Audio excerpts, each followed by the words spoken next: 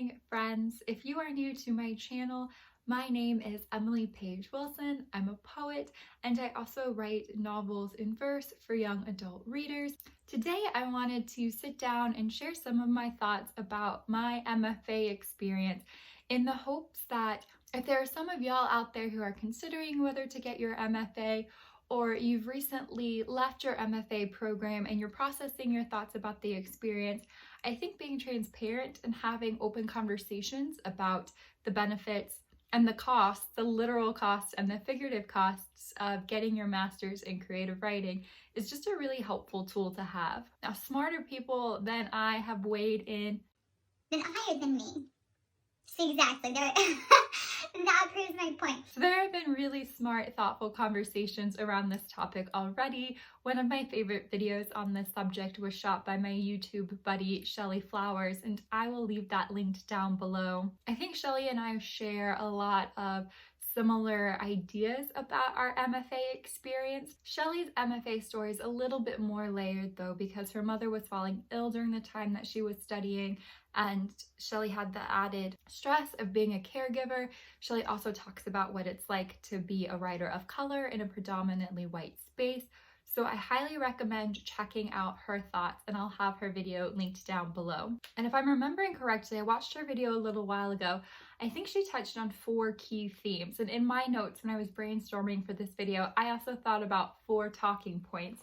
So the things that I want to talk about today with y'all include the networking opportunities at the program that you're entering into, how qualified for your intended job field are you going to be once you graduate, the actual cost of your program, so if you're going to have to take on any debt, and then the quality of the work that you will produce.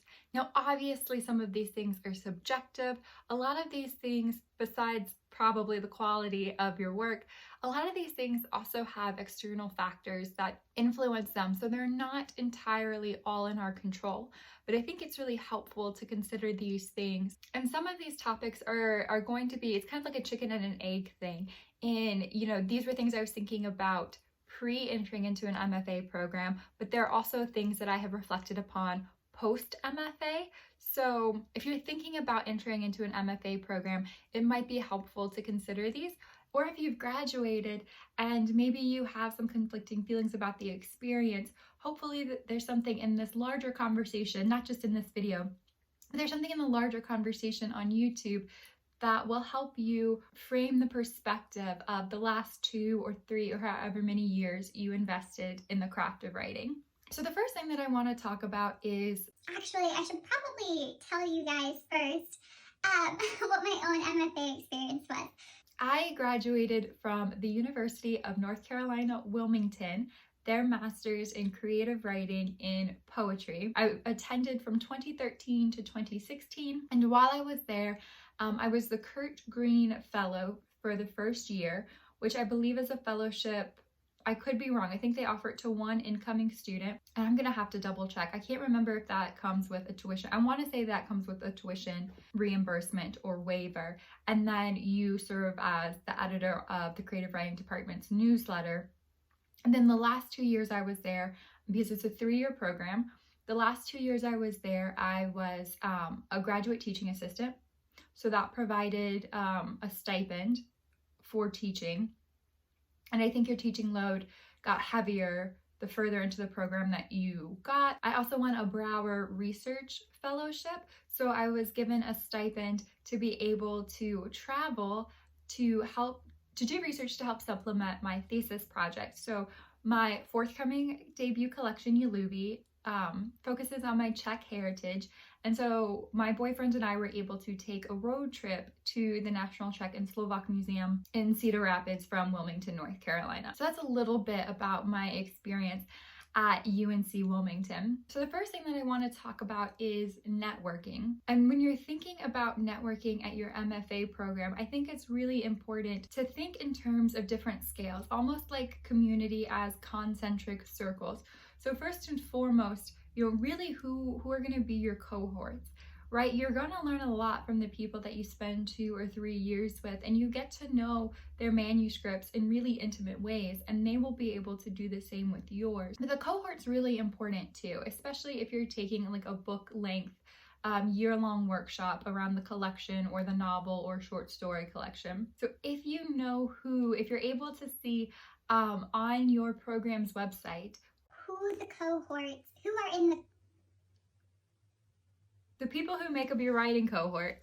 Did that work? Definitely check out their writing, and I would say most people are pretty open to you being able to reach out and send them an email and just ask about their experience with the program, with the area that you're living in. But feel free to reach out to them and read their work and see if it jives with your style and aesthetic, but if it doesn't, are there things that you realize that you can learn from somebody else's style, even if it's not the same as yours? You know, you might be saying, well, Emily, that's a little bit difficult to anticipate whether I'll have, creative chemistry with somebody in a workshop just from reading their poems in an online journal or a few emails, but I think it really does help.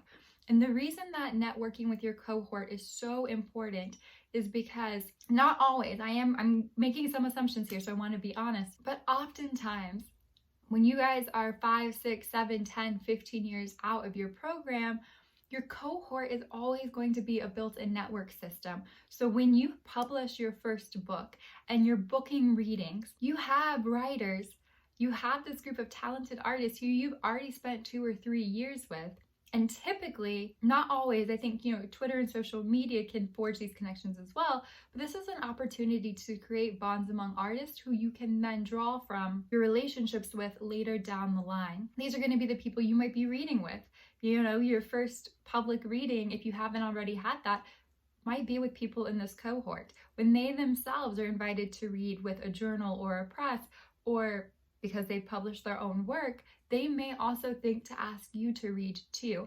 And I don't mean to suggest that relationships are transactional in that way, although essentially that is the crux of networking. But I would say try to do as much research as possible with your network of cohorts. Then that's followed by your professors. I think that's a really big draw for a lot of us. Obviously, do the research with the professors.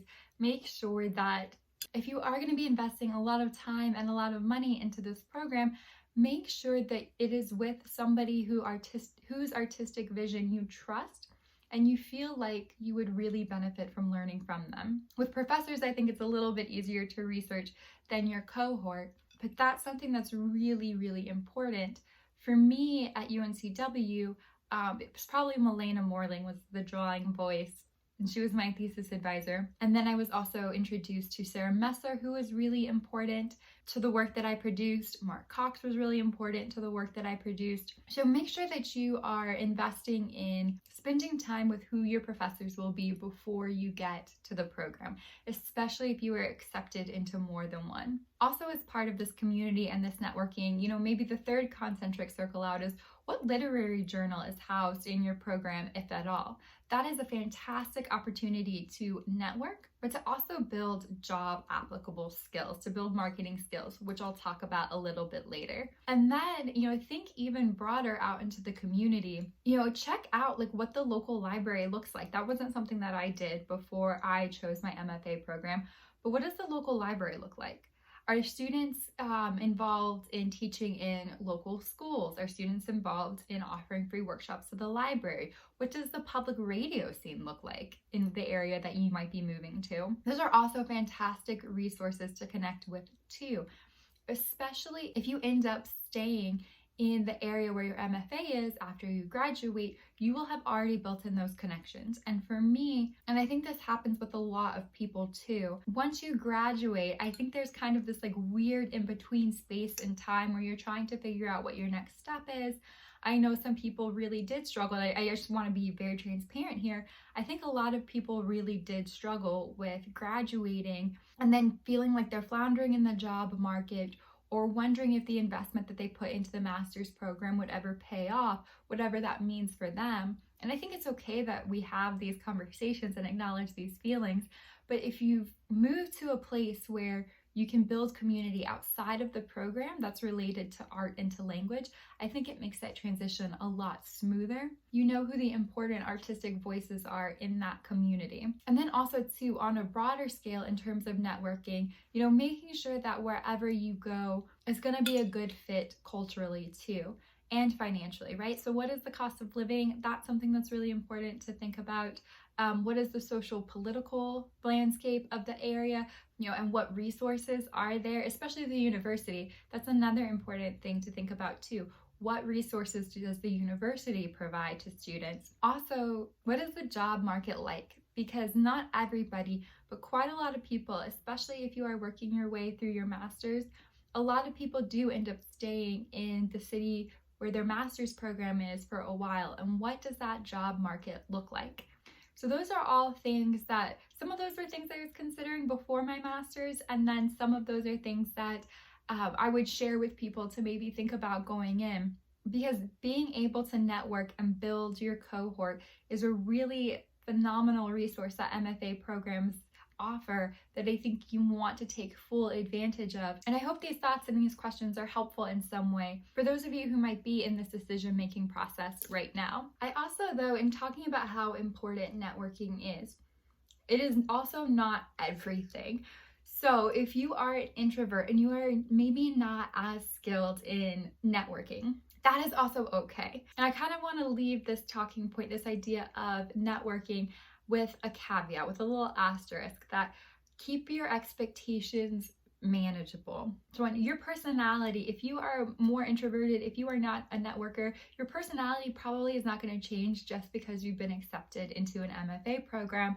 And yes, now you have a built-in community, but know that it's okay if this is a muscle that you have to build. So it is okay if it takes you a while to build that skill, or if that's just not your strong suit. And like I said before, your cohort can be a fantastic resource. When my chapbook, Hypochondria, Least Powerful, the Great Gods, came out, oftentimes the people that I would reach out to read were graduates from UNCW, because we just had that built-in connection. So I was able to read with the poet Eric Tran, and that was a really great reading, which we read at the New Hanover County Library because I had volunteered and taught free writing workshops there. So it can definitely work out in that way, but also know that you are going to be offered opportunities. Your cohorts are going to be offered opportunities. So if somebody you were close with in workshop gets a really cool opportunity or creates an opportunity for themselves, because honestly, I think a lot of times you will have to create your own opportunities. But if somebody has a chance to read and they can bring somebody along board and they don't necessarily think of you first, that doesn't mean that they dislike you in any way, right? It's just, it wasn't the right time for that reading. And I think that's important too. I think as much as we being the larger writing community, if I can even talk in such a large scale and make those generalizations, I think we are very supportive. I think too, with art, there comes a lot of self-doubt, and I think there comes jealousy. Right? That's not too out there to say, right? I think sometimes insecurities and jealousy can be a part of this conversation, especially if you're going to sustain the writing life for a long time. And so I just wanted to have the caveat that even though we can network in these programs, nothing is also owed to us by the people we make connections with, including your professors. So I just want to be very open about that too. Your professors, depending on the size of your program, have 1 dozen, 2 dozen, 3 dozen people that they're working with. And that turnover happens every 1, 2, 3 years. So for you, your experience with the MFA program is a handful of professors. The professor's MFA experience is hundreds of students that they're working with. And just have that expectation going in. I think it's really difficult sometimes my program was a 3-year program. You have a 3-year program and somebody's paying attention to your work and your voice, and they're investing a lot of their time and insight into your work every single week, sometimes multiple times a week for 3 years. And then you graduate. And then you're like, wait, what? And that's okay. That's why we're having this conversation. It's okay to kind of feel that way. But again, just know that there's no malintent on anybody's behalf if you graduated from your program and you're kind of like, okay, now what? That's a valid experience to have too. If you are able to network though and keep those connections going, I think that will help. And the same is true with your connection with your university when you're an alumni. That is something that I think is really important too. So when you're thinking about networking, don't only look at cohorts, Look at people who have graduated and maybe reach out to them on Twitter or reach out to them on their website and say, hey, you graduated from this program 5 years ago, 7, 10 years ago. Have you still been able to be in contact? What is your relationship like with your alma mater now? That is very important because you will spend more of your time as an alumni than as a student. And what does that look like? And again, knowing that the alumni office is really small, it's probably 1, maybe 2 people. So, if you want to get reconnected to the classroom, if you want to go back to your favorite professor's class and, maybe be a guest speaker in a class, or you want to be a part of the reading series at the university, know that the university still has to bring in the biggest names in industry that they can. And sometimes it's not going to be the alumni who just graduated, and that their office is probably pretty small too. So it's difficult to provide connections to everybody who graduated, but don't stop asking. Definitely don't stop asking. But hopefully this has given people something to think about in terms of kind of the questions to be thinking about and asking about networking and the many different ways in which you can build your network in your MFA program, both when you are entering into the program and then once you're leaving. So the second thing that I want to talk about is job prospects after you get your master's. And I think this is going to be different for everyone. And I also want to say that nothing in this video is meant to be prescriptive. It's more descriptive. It's more a reflection of my experience. So I think it's really important to go into a master's program being very honest with yourself about your intended career field.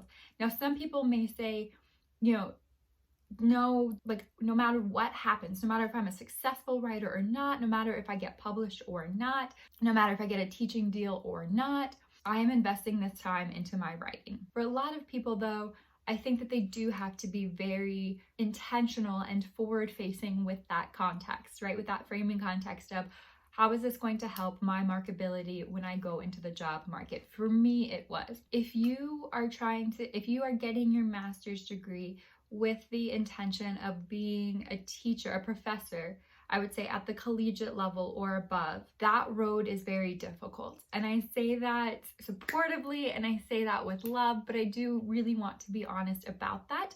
And that is in no way to discourage anybody from doing anything, especially from pursuing something that they love. But I think that it is really important to be honest with ourselves about how oversaturated the job market is when it comes to professors of English and literature and creative writing in higher education.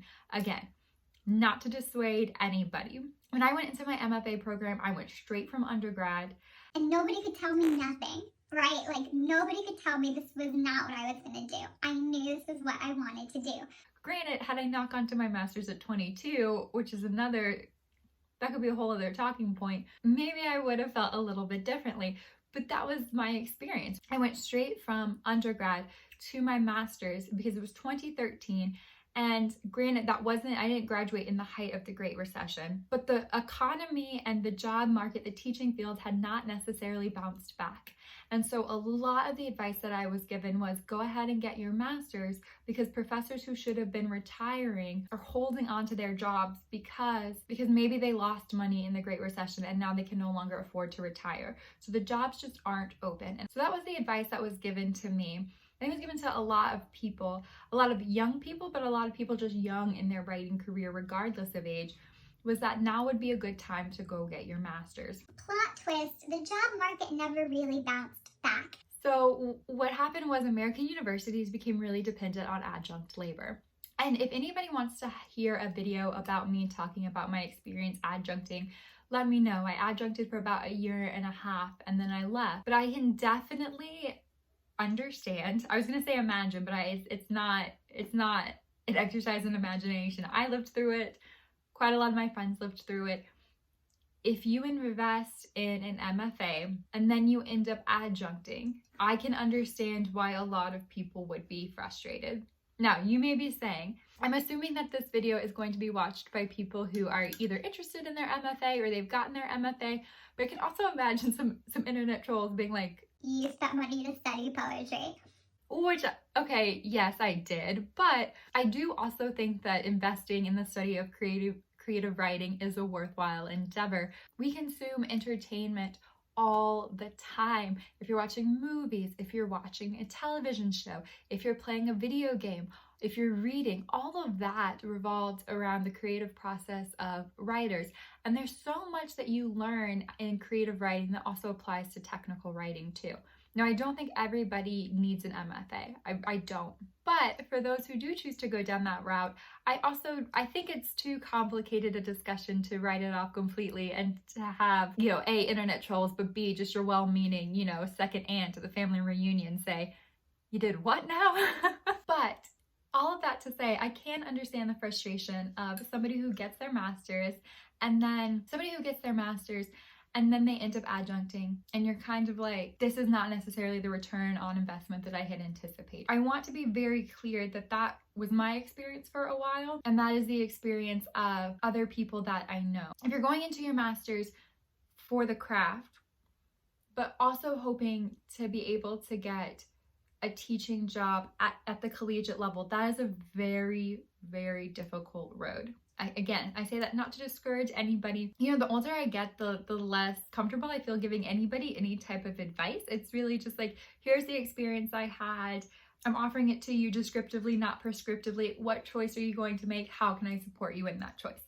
Like, that's pretty much where I'm coming from, like that kind of older sister energy. But a counter, or maybe like another little asterisk to that conversation is, if your MFA program offers a technical track in addition to the creative writing workshops, those were the people who I saw have the easiest and most successful time transitioning to jobs post-graduation.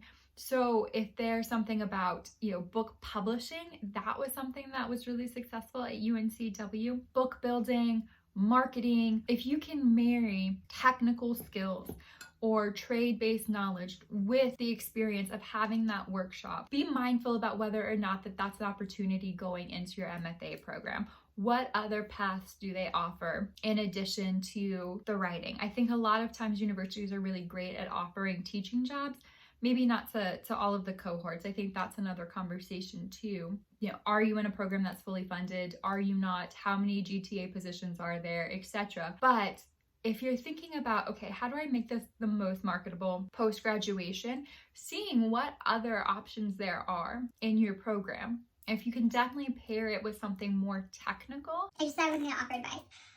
So I won't say I highly recommend, but I will say I saw people be very successful with that route, particularly book building and getting jobs with indie publishers that they really liked, and having less of a difficult time transitioning. So for me, I focused most of my work on teaching, but because I had that experience editing the newsletter, that experience was in my back pocket. So I adjuncted for about a year and a half.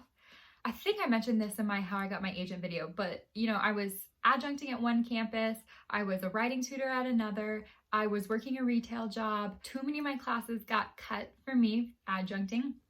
So I decided to leave. It was too stressful. I didn't have health benefits. I took on retail management full time for about 2 years, all while trying to keep my eye on academia. Had a few close calls with teaching jobs, and then was like, I need to pivot because I really do want to start my career. And so now I'm in advancement, but I know for a fact that the master's did help me, especially being able to work on that newsletter, because I focus heavily on communications for the college that I work in. And my dean I remember we had our interview, my dean slid a copy of the alumni magazine to me and said, I need somebody who can just take over this and just get it off of my plate. And I was like, well, absolutely, I can do this because of my experience at my master's. And I got the job, and I do a lot of communications work, and it's really exciting to have the trust of a college dean say, yes, you can, edit and write things that go out to 10,000 alumni. Because Lord knows my poetry is not going out to 10,000 people. Unless you want to like and share this video. It was such an awkward wait. It did not work. But just to say that your MFA, the writing still can get you a job, 100%. It just might be a little bit more of an arduous road, and it might take a little bit longer.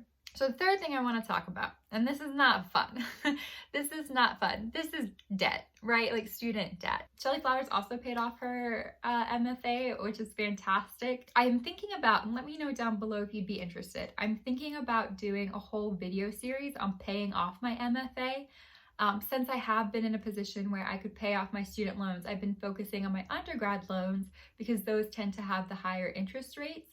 But I think it might be fun on this channel to explore what it actually is like to pay off your MFA. But I think debt, how much debt you might have to get into, and maybe you won't, right? Maybe you won't. If you will have to take out student loans, I think it's very important, especially if you have not worked a full-time job. If you're one of those people like me who goes from undergrad to their master's, and I still worked in college. I was a Bonner Scholar, if anybody knows what that is. It's a scholarship program for first-gen students, under-resourced students or low-income students, and students of color. And you do nonprofit work for a stipend. But my experience, I was thinking like, oh, well, I've done this stipend work, so I know how to budget. And I did get a fellowship at UNCW, so I was like, oh, this is way more money than I've ever been used to.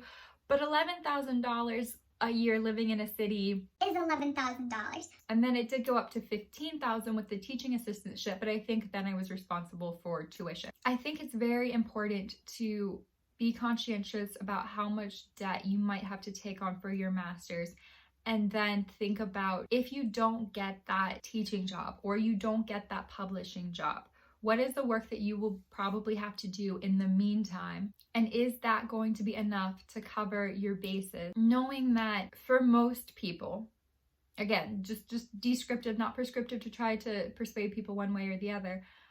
Most people's art is not going to pay off their student loans. Unless, and if that's an unfair statement, definitely let me know down below if that's not been your experience. But the reason that I make my, what I made in a year from poetry, which I'll leave up the 2020 video that I did, I think transparency is really important.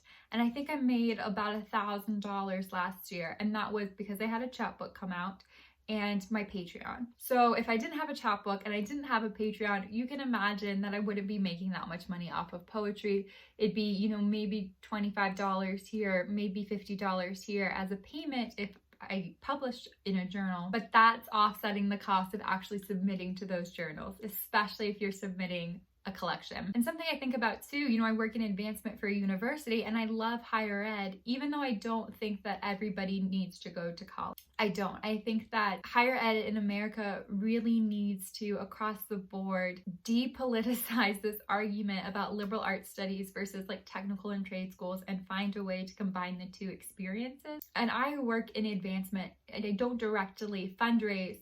I tangentially fundraise and I love it. Like I love being able to connect students with resources, particularly scholarships, because I know how transformational they can be. They were very transformational for me. But I also do feel slightly conflicted when you look at who carries student debt. It's so much more likely to affect women. It's so much more likely to affect students of color, particularly Black students. Like I feel conflicted about the system, even though I benefited from it in some ways and I still really love it. So I share that just to be transparent, just to be really mindful about any debt that you may take on. Now, I will say this, and I think I will do a debt payoff series. Which Lord knows how long it's gonna take. But that's okay. That's literally part of the conversation, right? The amount of money that I owe for my master's is exactly the amount of money that my salary increased when I left retail management, when I kind of paused my academic career for those health benefits. And then I left retail management and then I got this university job. It is exactly how much before taxes. And I know that I got this job in part because of my experience editing at my master's program. So I would say just try to be as mindful and honest with yourself as possible. And I should say, if you have questions about anything that I talk about in this video, or if you yourself, what are we in now? We're in July. So I guess you would be applying to programs in the fall. I've like blocked that whole time from my head because I just remember the submission process being so stressful and so high stakes. But yeah, if you're looking at programs, definitely let me know. And if you have any questions, I'm going to leave my website probably as a pinned comment, and there's a comment section. Let me know any questions that you have, or if you want any clarification, or if you get into multiple programs and you want feedback, maybe if I can be helpful in any way, please, please, please let me know. I want people to be able to make the right decision for them. And so the last thing that I want to talk about and thinking about, is an MFA worth it? Was my MFA worth it? Is really just the quality of the work that you can produce. And again, you're saying, well, Emily, I'm not there yet. I don't know. And that's true. That's one of these points that's really more on the back end, me personally framing my perspective and my experience as somebody who's now out of my master's program for 5 years. But when I was accepting, I remember I met up with one of my friends. Their name is Lauren Clark. And I met up with Lauren. I think we were at an AWP together. We had both gone to undergrad together. And I was talking about the programs that I had gotten into and where to go. And I should say another reason that I chose Wilmington, I chose Wilmington because all of my friends and family are pretty much in North Carolina. I was born and raised there, went to Ohio for undergrad, wanted to come back. And be the beach. Let's be completely honest, like I wanted to go to the beach. I remember it was April when I got my acceptance into UNCW. It was April in Ohio, and I remember staring at the window where I was working, and it was snowing.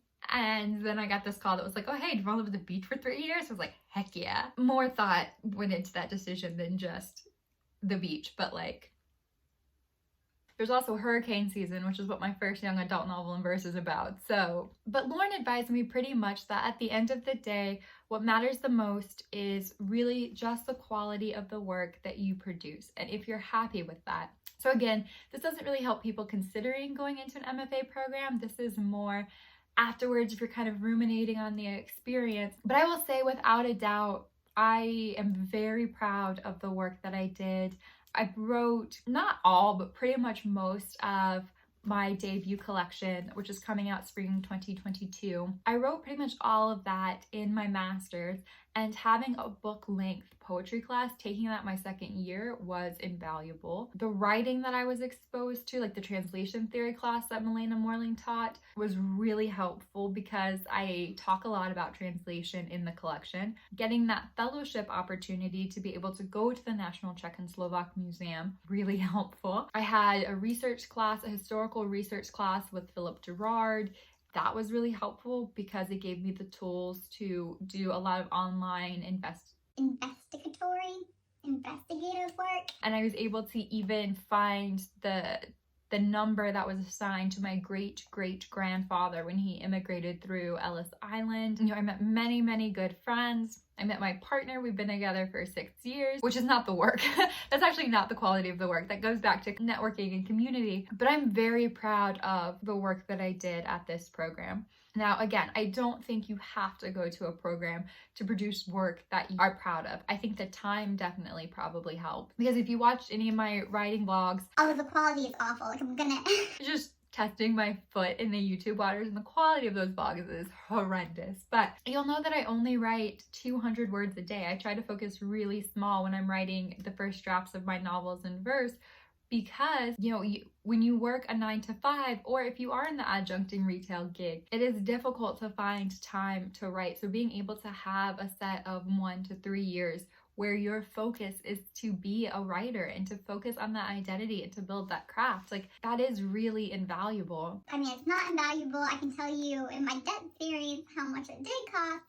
But it's a very special gift, and it's a very special amount of time that's set aside. So overall, I still do have conflicted feelings a little bit about getting a master's. Like I said, I don't think everybody needs to get a master's by any means. And I also want to say that I think in a lot of ways in writing, we create these different levels where it's like, okay, there's a difference, or we silo writers off, where it's like there's a difference between being a writer who has an MFA and a writer who doesn't have an MFA. And then there's a silo between writers who have gotten published in literary journals and those who haven't. And then those who have an agent and those who don't, and those who have a book deal and those who don't. That will always continue. One, that's just not true. If you're a writer, you're a writer. And the craft and the dedication, like literally at the end of the day, it's gonna sound so morbid. I really don't think that the accolades matter spiritually at the end of the day. Like I think when we're all gonna be on our deathbeds, why am I talking like this? What's gonna matter is the time that we spent writing and what that quality of time was and how much joy that brought us and the attention that we could attune to the craft every single day. Not every single day. You don't have to write every single day. But when you are able to sit down, even if you're struggling through the writing process, is there joy at the end of it if you write a really beautiful simile, or you write a really beautiful image, or you write a really beautiful string of sounds? Like that is what matters the most. It's not going to be accolade. There's not a distinction in the writing life. Now I say that, but I also don't want to ignore the fact that having a master's is still a privilege. I think it's a privilege that costs different people different things, but it is still privilege. And I don't want to pretend that there aren't opportunities that could have been afforded to me professionally. Definitely, I think it's helped, but also just professionally in the creative world. I don't want to pretend that having a master's hasn't benefited me in any way, or that it won't benefit you if you do get a master's. I don't want to pretend like there's not benefits associated with your master's, but I also don't want people to think that they're not a real writer unless they get a master's, because that's not true. And like I said, there will always be that next step then that you feel like you have to unlock or achieve before you can consider yourself a writer. But if you go into the writing life with that perspective, it's always going to be the next thing. You know, it's going to be the book deal. And then it's going to be, well, it has to be a book deal with the big, 4, 5, 3, however many they're going to be soon.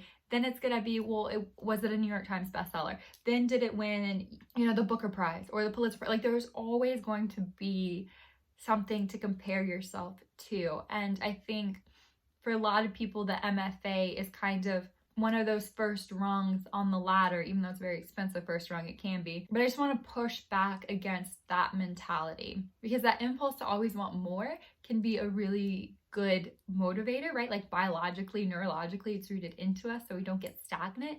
But at the same time, if you can't couple that with the mindfulness, which I made a video about practicing mindfulness on AuthorTube, if you can't practice that, the gratitude every day of like, I get to study this craft, I'm talented in it, and I get to build upon that. Like if that experience doesn't bring you joy, then nothing else will. Like the accolades, the master, like none of that will. So that was definitely a lot. I've been filming for an hour. Bless, I try to not be so talky. But it doesn't work. But to answer the question of the title, which is really just kind of like a clicky, not clickbait, but like a clicky title, is it worth it? I still do slightly feel a little conflicted. I still do feel a little bit conflicted. I think that once I pay off my debt for my master's specifically, then maybe I'll have a clearer picture. I'm leaning towards yes, though. I'm leaning towards yes. Like the connections I made, the experiences that I had, the quality of the work that I produced. I feel like the job that I have now is really the job that's going to hopefully will be the building block for a career. My first full-length book came out of it. And actually the first few poems, the very last poems I was writing in my master's program, are the titular poems in my first chapbook. Also, although this isn't directly related to my MFA, I graduated in 2016 and started talking with my agent in 2017. She actually found my work through a published poem that I had written in that master's program. Does that mean that I wouldn't have written a poem? Like, would I have not written that poem had it not been in my master's program? That gets a little tricky, but there were definitely a lot of good things that came from that master's programs. My closing thoughts are just, you're not silly if you invest in getting your master's. I really don't like that argument. I find it to be a bad faith argument when people make fun of people for investing and studying in art. But I do think it is really important to talk about the financial difficulties that many of us will experience. And you are still a real writer if you don't want an MFA. I don't think you need an MFA by any means. And I do also want to say, I realize I'm saying this as someone with an MFA, so that might be easier advice for me to give. But also, if you do have any questions, if you do want to talk to me about anything, the comment section is open, but also if you want to do it privately, I will leave my website down below as well. I hope this was helpful. And like I said earlier, I'm just trying to come at this from like big sister energy, not be didactic or prescriptive at all, just to share some of my experience and some of my thoughts in the hope that it's helpful. So let me know down below if you'd be interested in hearing a video about my experience. If you would like to see a, paying off my MFA series, definitely make sure that you like and subscribe. I appreciate your time, you guys. As always, it really means a lot when you hang out. I hope you guys have a good rest of your day, and I'll see you later. Bye.